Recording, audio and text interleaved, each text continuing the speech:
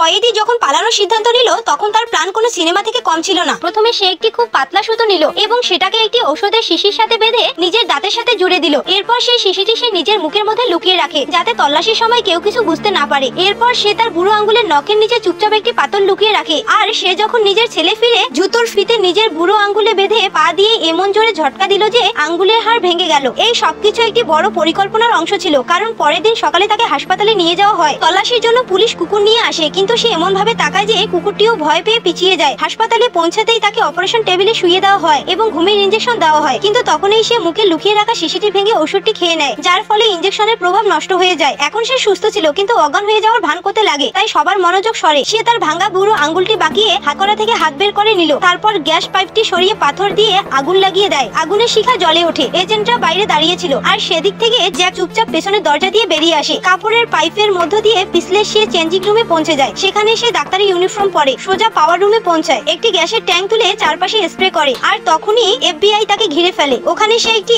দেয়ালে আগুন ধরিয়ে দেয় ও ভয়ঙ্কর বিস্ফোরণ হয়। পুরো বিল্ডিং এ আলো চলে যায়। অন্ধকারের সুযোগ নিয়ে সে সুরক্ষা প্রাচীরের উপর চড়ে, কুড়াল দিয়ে একটি রাস্তা বানায়। সেই রাস্তা দিয়ে ম্যানহোল থেকে বের হয়। জ্যাকের এটা শুধু তার চালাকি ছিল না, এটা ছিল তার একটি পুরো মিশন। এইরকম ভিডিও পেতে আমাদের চ্যানেলটি অবশ্যই লাইক, কমেন্ট ও সাবস্ক্রাইব করবে।